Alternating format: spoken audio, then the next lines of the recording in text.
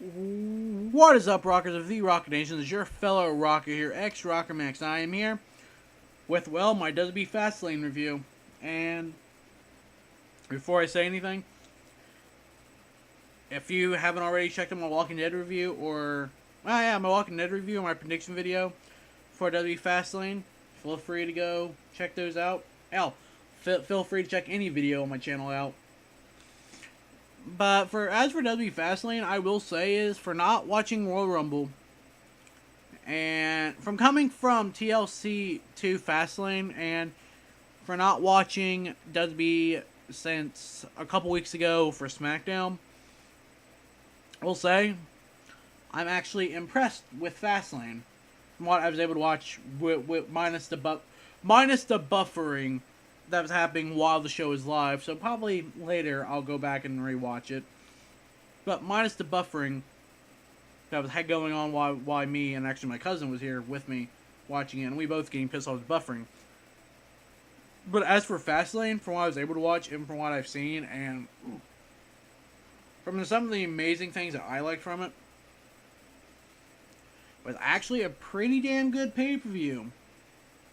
Not gonna lie, actually. I mean, because from Randy Orton, finally, from what I know of, from me seeing him since he got attacked by the Authority and stuff like that, finally coming back, making his return at FastLane, from what I know of, RKOing people, especially Rollins, I believe he did. As well as the fucking, literally, no offense to any of the matches, but my favorite part was the Bray Wyatt promo. It literally gave me chills, and chills doesn't happen that often in WWE anymore. Just saying. Especially when they did, like, especially since it was like a fake, since it was like an Undertaker moment. It was like an Undertaker fake Kane, and then, oh no, out of the casket, here comes Bray Wyatt. So there you go, and that like I said, that part right there gave me chills, and that doesn't happen that often. And it wasn't like fear chills, it was just like that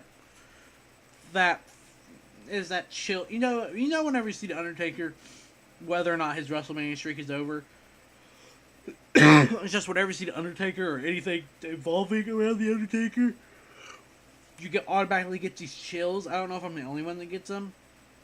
I don't know, and then just seeing Bray Wyatt pop up, like, god damn it. Even though it was probably expected that it was going to be Bray Wyatt, and I kind of expected anyway, just with the Undertaker vibe, getting those chills, just, ooh. Getting it again, just thinking about it. But anyway, right there, goosebumps. If you guys can't see them, goosebumps on my arm. But anyway. But, like I said, that segment and some of the segments on here was really good.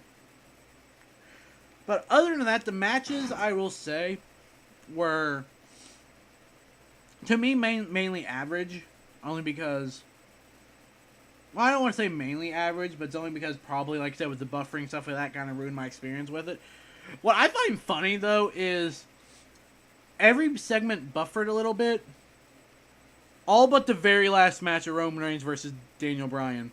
I find that kind of funny. So, but, like I said, the pay-per-view, like I said, was really good. For the first year having a FastLane, and I actually quite enjoyed it. But as for my matches, again, if you guys missed me talking about them, I'm goddamn, my eyes are red as fuck. Probably allergies or something kicking in. But anyway, I say if you guys want to watch my prediction video and saw what I predicted, what actually came true, I will tell you only 2 came true, sadly, and one came in a way that I wasn't really expecting. And again, though, my match rating stuff will be down in the description of this video as well. There you go. But we have the first match on the 6-man tag match, which was probably expected, but which I said, a rumored 6-man tag match was supposed to happen in my review, which was supposed to be between, which to me is to play on the Survivor Series stuff again, without Cena or Triple H, stuff like that. But Rollins, Big Show, and Kane versus Ziggler, Ryback, and Erick Rowen. Now, this match, from what I've seen of it, it was okay. Only because it's something we've seen before plenty of times. But this was kind of a good setup, though, for Randy Orton to come back and RKOing the fuck out of people, especially Rollins. Probably the only RKO he did, but you know. But this match wasn't nothing special because again we've seen it before and it was like I said, a play on Survivor Series stuff like that. So, but again the highlight of this match for me was the Randy Orton return. So overall this match wasn't nothing special, but I will say that Rollins, Big Show, and Kane picked up the win, and I give this match about a 2-star rating. Simple as that. Here we have the next match of the night: Stardust versus Goldust, and I will say, from what I like about this match, a family rivalry.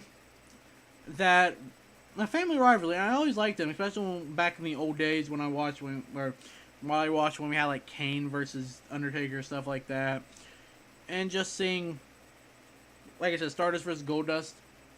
And Dusty, I'm not trying to say anything against him, but he has not aged very well from what I've noticed, especially in about 5 years maybe. Then again, or 2 years maybe. I don't even know.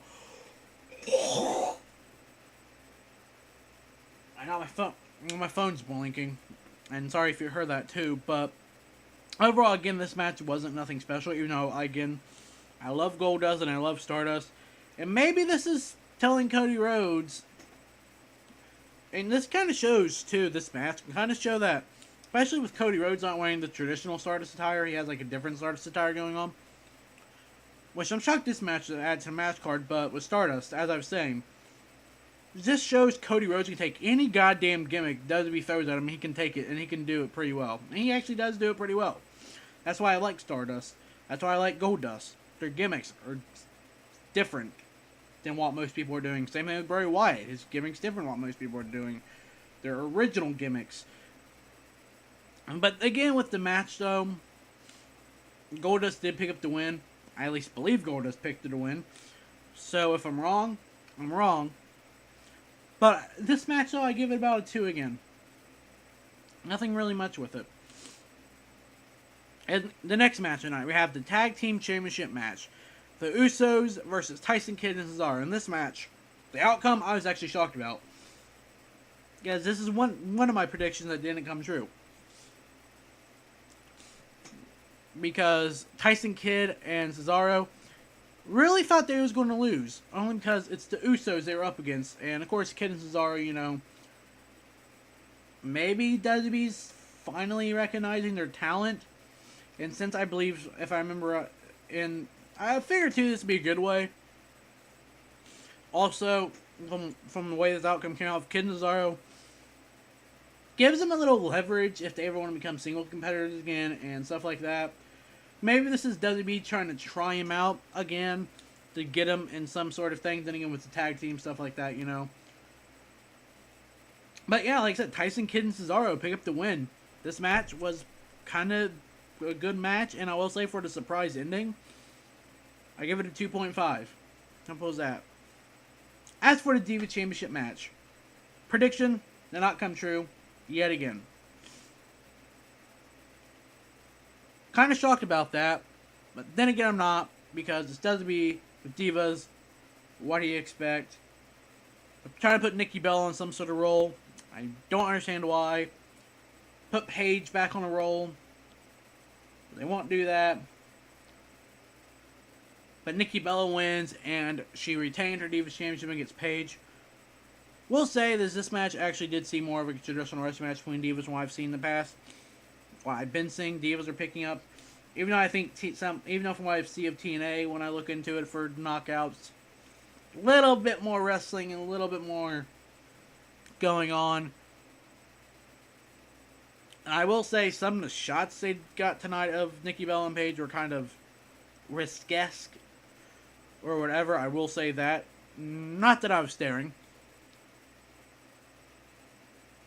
But overall, again, like I said, Nikki Bella got the win, retained the Divas Championship. Give this match a 2.5. Like I said, these matches didn't necessarily click with me tonight, but the pay-per-view overall was actually a good pay-per-view, if you ask me.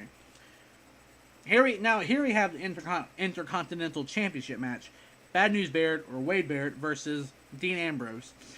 And I will say is, from what they showed, how Dean Ambrose got Barrett to sign the contract was actually kind of funny. I expected handcuffs and not zip tie. But then again, zip tie is harder to break out of. I know this from experience. I'm not lying either. But this is actually one of my predictions that did come true. Even though it wasn't a win by pinfall or submission, still technically a win. Even though it was by DQ. Of course, I'm talking about Wade Barrett winning because Dean Ambrose got himself DQ'd. And ultimately, Wade Barrett retained the Intercontinental Championship. Even though I did like the fact that Dean Ambrose kind of stole the title on his way out. Don't see that happen very often either. And that's why I like this pay-per-view. You don't see certain stuff happening that you would think. Like I said, the Bray Wyatt Undertaker facade, Dean Ambrose actually taking the title. And there's one more that I actually want to talk about too. But, you know, like I said, this match I actually give it a 3. Only because maybe I'm biased to Dean Ambrose and Barrett. But hey, nothing much I can say on that. For the United States Championship match, we have Rusev versus John Cena. Kind of sad Rusev retained the title, but at WrestleMania it's probably going to be John Cena versus Rusev again, where John Cena wins. Or Rusev's just going to go on to retain the United States Championship forever and ever and ever and ever and ever. If that happens, I swear, I'd rather have Cena have it, because who knows, if Cena wins, as I might have said before, he probably would bring back the United States spinning belt, and I wouldn't mind seeing that. But I will say this match for what it is, for actually them having John Cena, surprisingly, not beat Rusev, but also probably being the closest man to think that I can think of possibly being Rusev. Putting him in the STF. John getting out of the accolade and stuff like that. I can almost say I respect. This match was a good match, and wasn't it making it a good match? I gave this match a 4. And as for the last match, I called it once in one of my reviews, and I'm calling it now.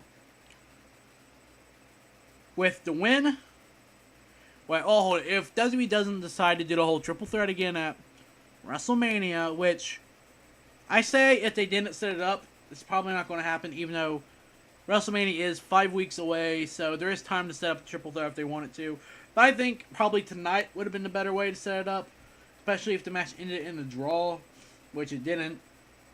But my prediction did come true with Roman Reigns winning and not the draw. Only because I don't think would be a better way to set up the triple threat if they were going to do it. So hopefully they're not going to do it, but knowing them, they probably still find a way to do it. But I like the fact that WWE finally said "fuck you" to the fans, at least a little bit, and say, you know what, we're going to have Roman Reigns win tonight. We're going to get your hopes up, and we're going to have Roman Reigns win anyway. Kind of like that, because again, I'm not really a Bryan fan. I mean, his gimmick is just annoying to me. I mean, don't get me wrong. He can wrestle. Maybe if it's only just kicks he does, but he can wrestle. It's just, like I said, I don't think Reigns is possibly ready, but it does to be what you're going to do. I'm not complaining about it. But this match was actually an incredible match. From the reversals, to the shit they done to each other, to Roman Reigns turning the his running knee, or bukkake knee, as some people might call it. Yes, I said bukkake. Into the spear, and just from the stuff they did to each other.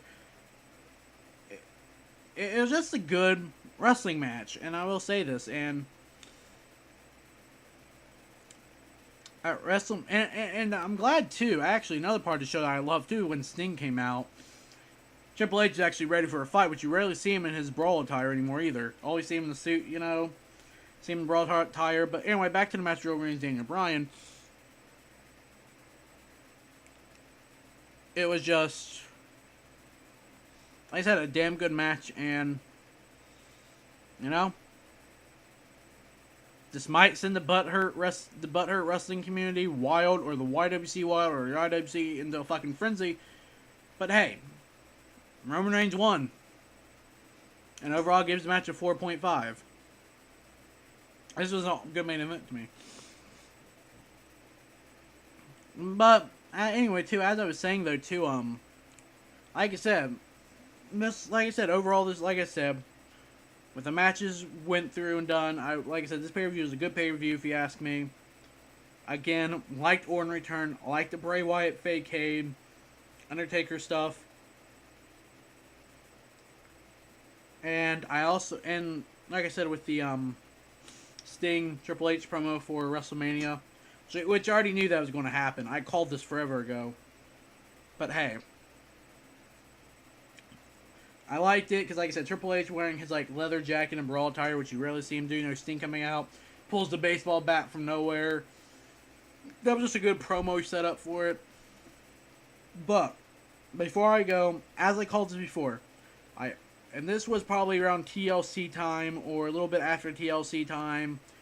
I don't remember exactly. It might have been a Raw or two after TLC. Might have been actually my TLC review when I called it, actually. I don't remember. But I called Roman Reigns winning the Rumble. It happened. Now I'm calling whether it's a triple threat match at Mania, which I'm currently doubting it'll happen, but you don't know for sure, or it's just a one-on-one, some kind of one-on-one match, Roman Reigns versus Brock Lesnar. I'm calling a Roman Reigns victory, him becoming the WWE World Heavyweight Champion, and since Seth Rollins still has not cashed in Money in the Bank briefcase, I am calling Seth Rollins either cashing in on Reigns